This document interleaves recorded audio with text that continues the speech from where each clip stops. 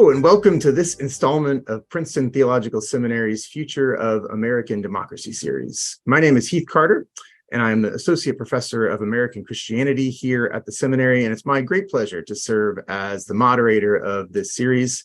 Over the course of this academic year, we are bringing together leaders from across government, media, the church, and academy to discuss big questions shaping our civic life together. Today's conversation will focus on the deeper sources of polarization in American religious life. And I'm both honored and excited to dive into this topic with two leading experts today. Conversation partners are Robert Wuthnow, who is the Andlinger Professor of Sociology Emeritus at Princeton University, a fellow of the American Academy of Arts and Sciences, and a founding director of the Princeton University Center for the Study of Religion. He is the author of numerous books and articles about religion, culture, and politics, including most recently, Why Religion is Good for American Democracy, published in 2021, and What Happens When We Practice Religion, Textures of Devotion in Everyday Life, published in 2020. And our other conversation partner today is Gerardo Martí, the William R. Kennan Jr. Professor of Sociology at Davidson College. Professor Martí is author of 7 books, including American Blind Spot, Race, Class, Religion, and the Trump Presidency. His book, The Deconstructed Church, Understanding Emerging Christianity, co-authored with Gladys Gagnon, received the 2015 Distinguished Book Award from the Society for the Scientific Study of Religion. His academic leadership includes elected positions as president for the Society for the Scientific Study of Religion, president for the Association for the Sociology of Religion, editor-in-chief of Sociology of Religion, and executive director of the Louisville Institute, an organization that's part think tank, part grant agency, serving those who lead and study North American religious institutions. Currently, Dr. Martí's research is funded generously through the Lilly Endowment and focused on churches actively confronting racial injustice. If you have questions about or suggestions for the series, please email democracy.panels@ptsim.edu. And to keep up to date with the wider conversation I'm convening, check us out at the seminary's website, ptsim.edu. Without further ado, welcome Bob and Gerardo. So glad to have you with me today. Great to have you. We've been talking this fall, kind of the theme for the fall is intensifying polarization. Political polarization is so pronounced these days, and I think a lot of the research shows that it's not just affecting the way that Americans see, say, members of the other political party, but also where folks live, where they shop, where they worship. So I'm so excited to have both of you here today to think about kind of the deeper sources of these trends, especially as they're affecting the lives of Christian communities across this country. And Bob, I want to start with you. Nearly 35 years ago now, it's kind of wild to think about this. This is an important book. I read it in graduate school. You published The Restructuring of American Religion, a book that I think was in many ways ahead of its time and shone a light already 35 years ago on a growing polarization in kind of American religious life. So I'd love if you just tell us a little bit about what you were noticing already back in the 1980s that led you to write that book. Well, oddly enough, most of the 1980s, I wasn't thinking about anything related. My focus was on European history. I was working most of that decade on what became a very long book, 700 pages or so, called Communities of Discourse, that was concerned with the role of class fractions and state structures in either facilitating or inhibiting the Protestant Reformation and subsequently the Enlightenment and European socialism. But in the 70s, I had been doing quite a bit of work in sociology of religion, and a lot of the interest at the time into the 80s was on the decline of the mainline churches and on new religious movements. And those were important interests, but it struck me that they missed certain things. I had also been working on anti-Semitism, so I was interested in how religious groups view one another. And I guess it was because of developments then started in the 70s, such as the civil rights, in the 60s, actually, the civil rights movement, in the 70s, the anti-Vietnam War protests, that as I was reading about religion and attending churches myself, was certainly impressed with the activism, with the kind of what Max Weber would have called the this worldly orientation of the mainline churches and increasingly of evangelical churches as well. That, in addition to some kind of structural changes in the society, some realignments between the Democrats and Republicans, between the North and the South, some changes in higher education, baby boomers, and so forth. And what increasingly struck me was that these were divisions that were happening within denominations as well as between denominations. And I have to give a lot of credit to George Gallup too, because in a curious way, Peggy Schreiber, who was working at the National Council of Churches at the time, knew George, knew his polling. She knew me, knew that I had been trained in survey research and was doing it. We both lived in Princeton, but we hadn't worked together. So she devised a project that required the two of us to work together. Wow. And so we became fast friends. After that, had many collaborations. And one of the things that bears directly on this issue of polarization within denominations is that George and his wife Kinney were Episcopalians, and they were kind of on the conservative end of the Episcopal Church, and they were very aware, even right there in Princeton, of the division between the two Episcopal churches. And I had grown up as a Presbyterian, but by that time I had been in 4 different branches of Presbyterianism. Wow. Some of which didn't much like some of the other branches of Presbyterianism. And I distinctly remember one day George coming back from a meeting of clergy at some point, and he said, "You know what? It's interesting, they're the same denomination, but they don't talk to one another. They don't like one another."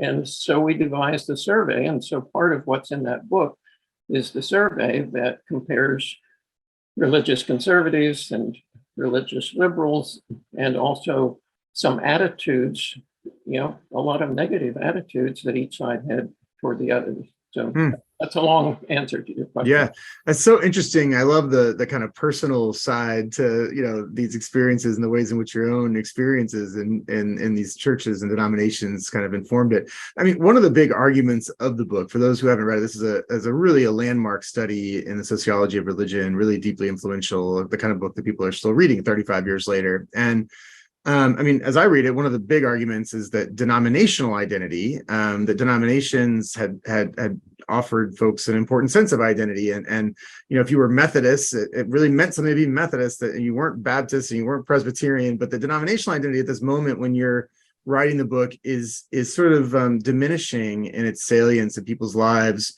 And it may be that, if you're a conservative Methodist, you actually feel more affinity with a conservative Baptist or a conservative Presbyterian, or even, I think this is really interesting, a conservative Catholic, right? I mean, this is one of the historic divides, right, between Protestants and Catholics. But, already at this moment in the 1980s, when you're writing this book, and then certainly by now, you see sort of unprecedented alliances between Catholics and Protestants along conservative or liberal lines. I mean, does that capture sort of a big piece of what you're trying to say there?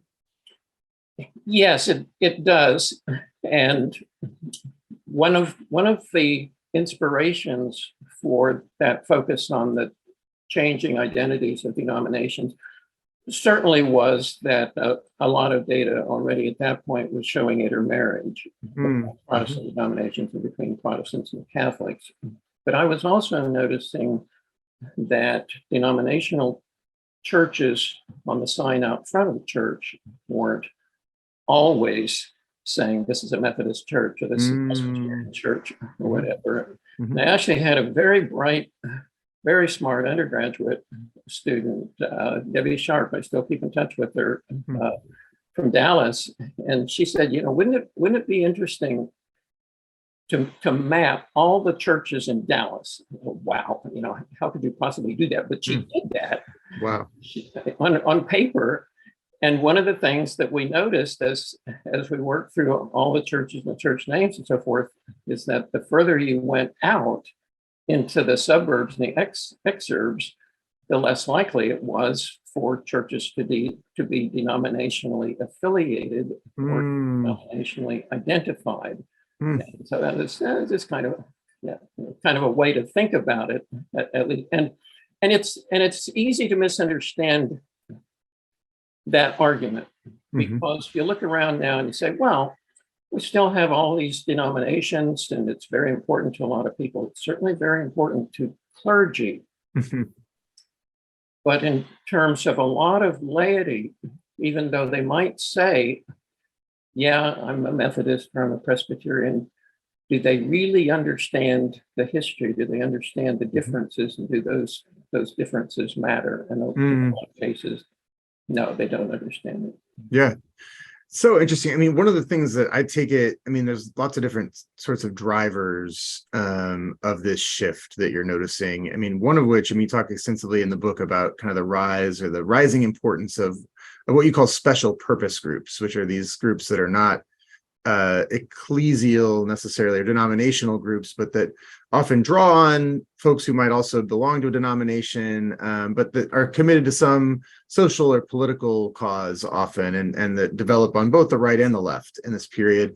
And I mean, from what I can tell, I mean, part of what your findings were that these groups were kind of pulling on people's identities even more than say, their denomination was pulling on their identity. I wonder, I mean, as you note in the book, I mean, those groups have been around for hundreds of years, right? I mean, they're not new in the late 20th century. Why is it you think that, sometime in the post-war period that there's a shift and that those special purpose groups start to kind of exercise more pull on people's identity than they had maybe in the past? Well, there's several reasons. One was, as we know, that the 50s and 60s were a time of organizing many voluntary associations, and some of those then gravitated to be activist organizations, civil rights or anti-war protest, whatever they might be. And then some of the others were focused on affecting public policy. So this was part of civil society to have many, and I document in the book and in some related research at the time, the rise in numbers of those organizations. But then partly what was happening was that these were also growing as sources of authority, sources of voice within denominations. Certainly feminist groups, certainly racial groups, and then others that were beginning to kind of reflect the split between conservatives and liberals, and those yes, those were political identities, but they also, in terms of the data then and more recently, very closely related to attitudes toward abortion, homosexuality, and public welfare spending. That was the third one. And so all of that then was also growing out of what still was, very, very much in the early 80s, still very much the Cold War, and concerns about communism in the churches and so forth. So the best example for Presbyterians is the Presbyterian Laymen's Association that started in response to the PCUSA giving some money, a very small amount of money, to the Angela Davis Defense Fund. And so that conservative organization then became a source of counter authority within the denomination, counter to the hierarchy within the denomination. Yeah. And I mean, is it fundamental? So I want to get Gerardo in here in just a second, but I mean, is it fundamentally just that,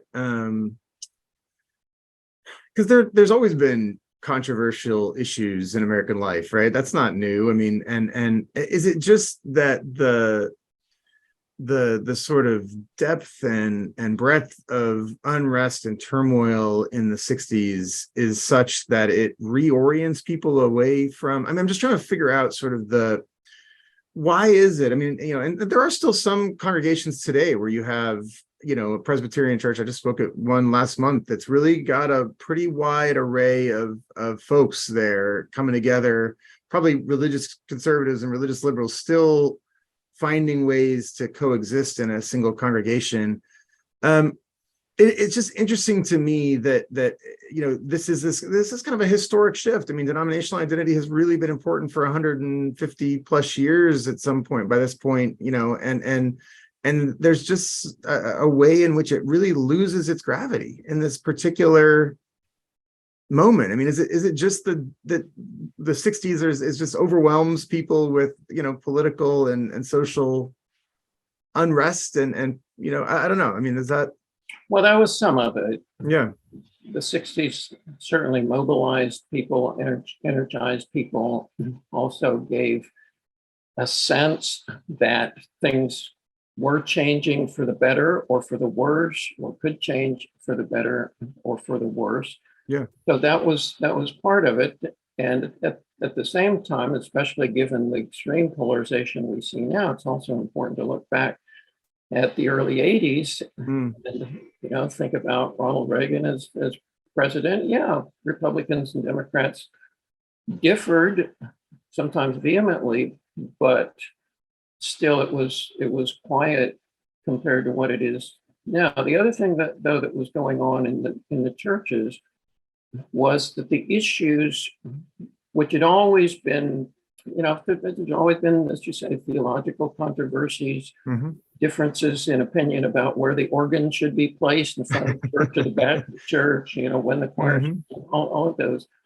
But the other thing that was happening was that the issues, some of the issues at least in the 70s, after Roe and after some of the other things going on in the churches, the issues became what we sociologists call collective goods, meaning that it mattered to the whole congregation whether a woman could be ordained, or whether a gay person could be ordained, or even be a member.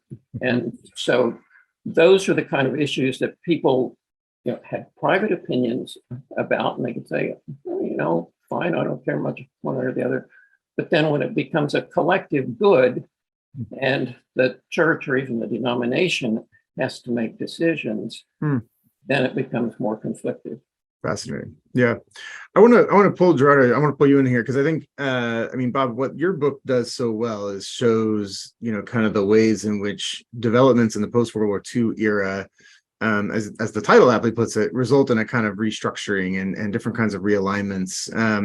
Gerardo, your most recent book, American Blind Spot, is trying to make sense of this question of white evangelical support for Donald Trump. What are the deeper roots of that? And you talk about post-war developments, but you also go all the way back to the colonial period and trying to kind of understand the kind of deeper roots of this contemporary moment. So I wonder, to what extent, as you're writing that book and thinking about these issues, what drew you all the way back? And to what extent do you think, we really need to go all the way back? I mean, as a historian, I love to hear this, as you could imagine, but in order to understand, where we are today and polarization today. Well, biographically, I'd start with that I was born on the East Coast. I was raised on the West Coast. I associated and married into the Midwest, and then I've spent now a large portion of my career in the South. Yeah. So the sense in which, when I approach the literature, I approach it from a number of different standpoints and experiences that affected my understanding of things. And I'm cautious in terms of what I know, because it feels like every day we're learning more. One of the drives that I had for this particular book is that I felt like, as a sociologist, I really wasn't taught history, and that there was a lot of history that I needed to know in order to properly contextualize what was happening today. Now, it started as a class, but I thought, well, when do I start? Do I start with just Obama? Do I go further back to Reagan? Do I go further back from there? And it ended up that I felt like it was really an attempt of my coming to grasp the American story. And what are the aspects of the American story that have been largely been left out? And what are the more recent histories bringing up that we really need to grapple with? So the great majority of the sources of the book were published 2016 and on. Yeah. And so in that sense, I was really trying to hear now new voices contending with new things. Now, Bob's book was tremendous. And in my reading today, my rereading today, I would say that it is a book about religion and politics. And he states as much in reading it, but I think that most people get caught up only in talking about denominations and social attitudes, not really grasping how much the book talks about the alignment towards capitalism, laissez-faire economics, this idea of a market society in general, and to really attempt to understand what is the cleavage that's happening between liberal and conservative. Now, if you look inside churches, so many of the churches think that the difference is merely theological, something that is really odd in terms of what you welcome or not welcome, or how liberal or literal you think the Bible might be, something like that. But my sense today is that we need to grapple far more with a very long-term alignment with nationalism and the assertion of a very particular kind of wealth building, a particular model of accumulation and property that was deserved by a particular portion of Americans. And historically, those Americans are considered broadly white and Protestant. And so the whiteness and Protestantness of a blessing from God to be able to pursue what is a God-ordained economic order in the market, I think is something that I think we need to wrestle with. And once we do, then race becomes a lot more important. The only other thing that I might add to this story, and again, I think it comes from my experiences, is a better understanding of what suburbanization entailed, a better sense of what that, how that affected work-life identity, and also the radical expansion of pop culture in so many different directions, such that a person had now a number of different ways of accessing how to construct their identity. Like, what is important to me? What defines me as a person? And so once upon a time, perhaps denomination was one of the largest, your church was maybe one of the largest sources of identity. And we still see that in a lot of churches today that really want a person to orient their entire identity around the church. But they are constantly competing with hundreds, if not thousands, of sources of other affinities. And I think that what has occurred, one way of explaining the shift that happened in the 70s and the 80s, is that denominations weakened in their ability to provide a cohesive identity that was strong enough that people could live the rest of their lives around it. And so instead, suburbanization, racial segregation, pop culture affinities, and aesthetics allowed people multiple ways of defining their identities.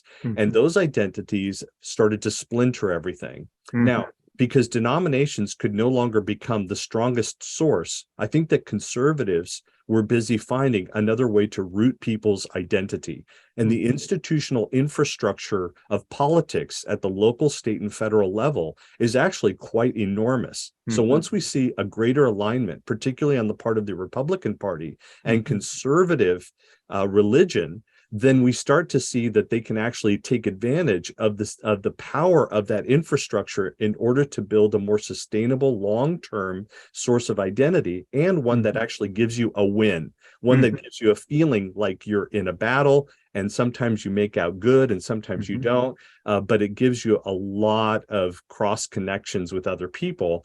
And I think that that, which is really part of tracing the modern history of conservatism, is something that I think has only accentuated and has become much more visible and even visceral in the Trump presidency. I want to come back to, I mean, that's a great kind of summation of kind of how we got here to where we are. I want to come back to that in just a second. I want to pull Bob back in on something. I mean, Gerardo, your book, you deal a lot with race and a lot with the kind of role, a long history of race that helps to explain some of the affinities that we see in contemporary politics today. But I wonder, there's a way of talking about, say the World War II era and saying, in that moment, churches really brought people together across lines of difference. And, increasingly, folks have kind of splintered into their different affinity, religious or conservative or liberal. Does that, how do you think about, if we think about the older version of that story of churches as places where people came together, is that except for in the sense of racially? Because obviously there's not a lot of interracial churches or whatnot. The National Council of Churches is interracial at some level, but at the level of denominations in that period would have been mostly racially segregated. How do you think about that particular piece of the story? Well, I think that's exactly right, that the churches at one point were so integrated into the community, whether it's a rural community or an ethnic neighborhood or a racially segregated neighborhood, that people, and certainly in interviews I've done talking to older people, have said, well, yeah, we live down the street from the church, and if our kids went to parochial school, or they missed a day, we heard about it on Sunday from the priest, and things like that aren't as common for almost everybody nowadays. Suburbanization, yes, or urbanization, and in addition to that, social media, so that we have many ways to contact one another. And what disturbs me, frankly, about the way churches are responding to that is that churches will say, okay, what we have to offer is community. And we know that you're hurting, you're lonely, you're alienated. We have community to offer. Yeah, but there's a zillion other places offering community. So if the church's only appeal is, hey, come to us, spend all of your evenings with us, I can see why people, are leaving churches. I can understand that. If I can comment, though, your question also was about race. And I've been for the past 3 years working on a book on race. It's called Faith Communities and the Fight for Racial Justice, and it looks at pretty much progressive congregations, progressive religious organizations. What have they been doing since the civil rights movement? And here the knock has been, oh, well, they probably haven't been doing much of anything. They're mostly white, not doing that much. Quite to the contrary, if you know where to look. And this would be one of the solutions, I think, to this question about fragmentation and even polarization. The churches that have been most successful haven't just tried to become more redemptive or more reconciling in terms of the congregation, as important as that may be. They have also understood, for one thing, that you can use your judicatories, you can use the denominational structures to your advantage, because there's a lot of authority, even though there may be declining resources there. And most importantly, build coalitions. And so what I've seen in looking at affordable housing, community development, busing, school integration, affirmative action, criminal justice, voter registration, is that coalitions are really the key. And so this is one place where mainline churches have been able to build coalitions across denominations. They've understood that, but they've also been willing to build coalitions across racial lines and with nonprofit, non-religious organizations. So I think that's a major resource that churches could rely on. And once again, and I got interested in this because over the past 3 years, I've been involved in 2 different churches, anti-racism groups, and it was like people were trying to reinvent the wheel. That they had no clue as to what had been successful in the past, and they were trying to do it totally within their congregations, whereas there are many resources at a larger level, community level or denominational level. That's so fascinating. I wonder, I mean, Gerardo, if you know, one of these, in the moment we're in, a few weeks ago, I interviewed 2 pastors and a Methodist bishop, and Bishop Olivito was talking about, I mean, she's the first openly queer bishop within the denomination. She's out in the Mountain West region, and talked really eloquently about how she actually laments, even as a queer bishop, the departure of conservatives from the denomination. I mean, it seems like sort of everywhere you look right now, to the extent that the mainline or denominations in general have been able to survive as big tents, that those tents are buckling more and more, shrinking more and more. I mean, Gerardo, do you see, religious communities that are succeeding at coalition building across lines of difference, or that are finding ways to somehow buck these trends? Well, this is a very difficult question because so many leaders of churches and denominations, they're just exhausted. They just talk about how tired they are and how difficult it is just to keep up the basics. And so anything that requires leadership within a congregation always has the potential of creating conflict. And I find that pastors, like anybody else, they don't really want conflict. It only takes too much more energy to work through that.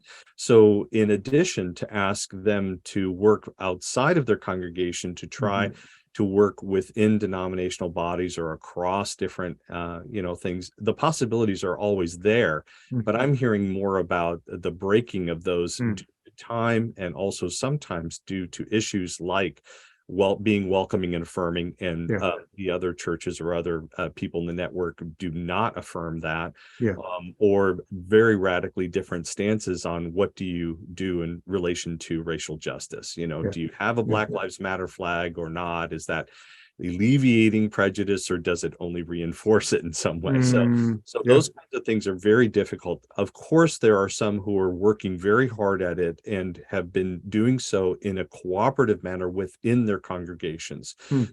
The work that I've been doing is really listening very closely within churches that are progressive. They're dominantly white, and yet they have people of color within, but to really hear the experiences of how they are working through the various tensions and the grandness of their desires. And although they have worked through other social issues in the past, particularly issues related to gender and sexuality, they are finding issues of race to be more challenging, much more having a more depth of sort of difficulty and attempting to kind of work through that, and because it prompts so much visceral stuff in it. And to be able to hear people's experience as they're working through, and the most successful tend to be the ones who are patient and have a lot of buy-in in working through processes that bring the totality of the congregation to the greater extent that they can, the greatest extent they can, to bring people together as they move forward. But it is difficult. And one thing that I have learned also is that I believe that it is possible to find conservative churches where all members are conservative, but I think it's very difficult to find progressive churches where everybody is progressive. So there's always an attempt to deal with those people who really don't get it and don't understand and working. And so that is always a bit of the challenge that they have to face in the midst of it. That's so tough. And I mean, I do, as I talk to pastors, I do hear a lot about exhaustion. I think the pandemic was obviously so hard. And the pandemic itself for churches was also they experienced polarization, firsthand in fights over masking, fights over online versus in person, and just the exhaustion and also just the challenge of rebuilding and finding a way forward on the other side. One of the things I wonder, obviously in your field, one of the huge stories of the last 15, 20 years has been the rise and surging, kind of unprecedented surge of what we call the nuns, N-O-N-E-S, right? The folks who don't identify or affiliate with any particular religious organization. I wonder to what extent both of you think, I mean, Gerardo, I'll start with you. To what extent is polarization a driver of disaffiliation? And what do we expect from the nuns in terms of, I mean, over the course of time, what impact might the kind of surging numbers of nuns have on this experience of polarization in religious life? Well, we're still learning this for sure, but any survey appears to be showing that Americans that are Christian and church going tend to be more conservative, and those that are not or don't label themselves tend to be among the most progressive. And so it is difficult not to find some sense that there's an association between polarization and the desire to no longer abide by some kind of a label that ties them to a religious body of some sort. But we also have a lot of personal stories, personal traumas, personal violations and oppressions that have occurred. And so if you listen to people who have actively disaffiliated, they won't generally talk about some sort of political conviction. What they'll talk about is what happened to them. And I think that without hearing those voices, we really don't get the complete picture. And it's difficult to hear, it's difficult to access, but the sensitivities to those things, I think, need to also be taken account of. And it's one thing that I heard in many of the interviews that with people who, were a part of what was then called the emerging church movement. Now it's just a bunch of people who are quote unquote deconstructing, but that sense of their personal experiences really comes through and is usually the emotionally heaviest conversation that we may have in an interview. Wow. Bob, I wonder what you think. Is polarization a driver of disaffiliation? How do the nuns affect this picture that we see today? I think the whole discussion of the nuns, as important as it is largely a separate discussion from the discussion of polarization. Now, there is the article that gets cited a lot, and a couple of articles by Mike Hout and Claude Fisher that suggest that if you look at the timing, that it surely had something to do with politics, and what it had to do with was that people who were Democrats didn't want to be identified as Christians anymore because that was a bad rap. Jesus had a bad reputation and so forth. And so they think a lot of it was political.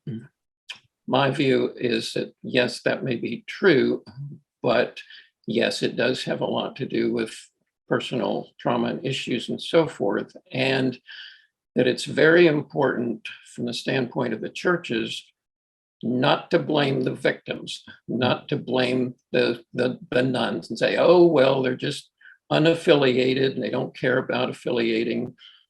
I think the blame goes very heavily to the churches for failing people in their 20s, because if you think about what's happened in the last generation, the most recent generation of people in their 20s, they are marrying later, having children later, buying homes later, paying off their student loans later, staying in college or technical school longer, moving around more often, having difficulty getting established in a career, and searching for mates and partners and friends, and often away from their parents. Now, all of those things are deeply unsettling. It's no wonder that people in their 20s and early 30s are saying, why should I spend any time at a church? It's the last place I'm going to find friends, because the only people my age that happen to be at church are married and have kids. And so I'm not going to find friends there. And I dropped out of church when I was in high school. They had a good high school youth program, there was nothing for me after that, unless I happened to be part of a campus group of some kind of campus ministry. And after I was out of college or out of the military or whatever, there was nothing for me. So if churches are worried about the nuns, get their act together. All right. Spending all their time on high school youth programs or elderly programs, and get with it and do something for the 20s. Yeah, no, I hear a stirring charge there, really, and I think it's a worthy charge. And I hope as pastors and other church leaders who are dealing with exhaustion, but also here in that the possible kind of hopeful possibility of, you know, maybe there's something that can also be done, and we can be a part of building a church that would be of interest and would have something to say to folks who are in their 20s. You know, this is such a rich conversation, and I have one more question, but we're running out of time, so I want to make sure to get this in. You know, I teach at Princeton Seminary, where we do have some 20-year-olds and also older folks who are training to be ministers. They're training to serve in church and society, and you know, going out into a world that is deeply polarized, going out into communities. And I just wonder, you know, as people who have studied this and who have spent so much time thinking about it, if you have a kind of closing exhortation or word of advice for folks as they think about how, as leaders, to navigate these dynamics and to try to bring some wholeness to the communities that they're going out into. Bob, I'll let you have the first stab, since you're warmed up on people in their 20s, and then Gerardo will come to you. Well, yeah, I wish I had longer, but a couple of points for advice. One is, and I totally agree that clergy are overwhelmed, they're overworked. So first piece of advice is choose your battles wisely. You know, you want to engage in some, you know, maybe your battle is racial reconciliation, maybe it's helping Afghan immigrants, or maybe it's something else, but choose your battles, but choose them very carefully, because it does take enormous time and resources. A second piece of advice, and I'm sure I don't even need to say this, but in the midst of all of this polarization, daily life for most people is not polarized. It's not. It's about family. It's about work. It's about putting food on the table. It's about dealing with schools and homework, or dealing with illness and death and bereavement. And so those are things that churches should be able to minister to, despite the polarization. And I suppose another thing is that, well, to put it frankly, this is to clergy, stop being con artists. Stop being con artists. What about all of the changes in theology, in biblical criticism, in searching in the arts and music, people searching for answers, but basically realizing, whether it's through science or the arts or philosophy, that most of the big questions about faith don't have answers. So quit pretending that you've got all the answers. It's no wonder people listen in and say, that just doesn't make sense to me. I'm not coming back next week. So quit being con artist about it. Wow. Thank you. Thank you so much, Bob. Gerardo, do you have any thoughts here, words of advice or wisdom? Well, we are really entering into murky waters here about people who want to do ministry, because there are fewer and fewer people who are saying they want to become pastors. In fact, it seems like many people who are pursuing seminary or education in a divinity school actually are wanting to do something that's far more mission focused and doing advocacy or something like that. The core still appears to be, what does it mean to change the world, whether it's doing it in a one-on-one pastoral sense, family by family, person by person, or in some larger sense. And I think that all of it requires a great deal of patience. In order to have a call, a sense of what it means for me to be in the world, we really tend to grab onto very ambitious ideals. And those ambitious ideals are hard to make work when you actually are in a real community interacting with real people. It's very hard for people when they are full of like, when I get in there, I'm going to do it this way, and I'm not going to create this, and I don't have to deal with X, Y, and Z. But when we work with systems require strategic patience. And that doesn't mean just buying in or allowing people to roll over you or just allowing things to happen, but it's really being smart about noting changes in the world, being able to give people sensitivities that they may have never seen, recognized, or heard before, to be able to really win people on that personal level. That usually the greatest sense of legitimacy a person has is when they get to know you as a person. And so unfortunately, the reciprocity can be very uneven and require a lot more of you at first than you ever get from anyone else. But if we are there to serve, and serving is the fundamental aspect of the emptying of oneself in order to pursue something larger, then it's really going to require that kind of effort. And you need more people who are willing to do exactly that kind of effort for the long. Well, Bob and Gerardo, I cannot thank you enough. I feel like we could talk for several more hours. So much more to say. But seriously, thank you so much. And I know, I mean, between both the kind of rich background and then, I mean, I think really poignant and stirring charges and words of advice, lots here for folks to learn from. So thank you for joining us today. Thank you. My pleasure.